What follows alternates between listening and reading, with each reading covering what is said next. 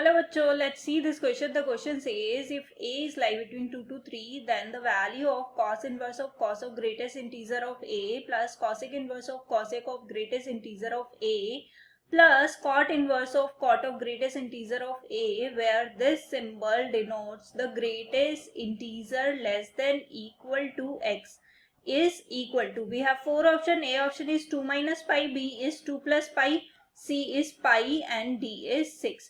सो देखते हैं इस क्वेश्चन में हम क्या की कॉन्सेप्ट यूज कर सकते हैं. So the key concept for this question is greatest integer function. Greatest integer function हमारा क्या होता है? अगर हमारे पास कोई x की वैल्यू है और वो 0 से 1 के बीच में लाई करती है, तो ग्रेटेस्ट इंटीजर ऑफ x जो है वो स्मॉलेस्ट इंटीजर हो जाएगा, यानी कि 0 हो जाएगा. सिमिलरली जो हमारे पास अगर x की वैल्यू है, अगर जैसे लेट अस सपोज मैं यहाँ पे 1 to 2 ले लेती हूँ, तो अगर 1 to 2 ले लूंगी तो ग्रेटेस्ट इंटीजर फंक्शन हमारे पास 1 हो जाएगा. अब देखो क्वेश्चन में हमारे पास a की वैल्यू जो है वो कहाँ से कहाँ तक गिवन है, 2 to 3.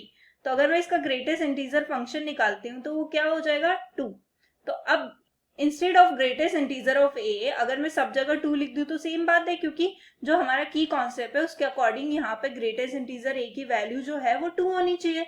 तो मैं इस क्वेश्चन को सिंप्लीफाई करती हूँ. तो cos inverse of cos of 2 plus cosecant inverse of cosecant of 2 plus cot inverse of cot of 2. अब देखो यहाँ पे अगर cos inverse of cos of 2 है तो 2 जो है वो 0 से पाई के बीच में लाई करता है, तो cos inverse of cos of 2 जो है वो 2 हो जाएगा. अब cosecant inverse of cos of 2 ये 0 से पाई बाई 2 के बीच में लाई नहीं करता है, ये पाई बाई 2 से पाई के बीच में लाई करता है. सो इसकी वैल्यू जो है हमारे पास क्या हो जाएगी, पाई माइनस 2. और similarly cot inverse of cot of 2 ये 0 से पाई के बीच में लाई करता है, तो cot inverse of cot of 2 जो है हमारा 2 हो जाएगा. अब यहाँ से देखो 2 2 कैंसिल आउट हो जाएगा और रिमेनिंग टर्म जो है हमारी 2 प्लस पाई हो जाएगी. So the final answer is option B. Hope you understood it well. Best of luck. Thank you.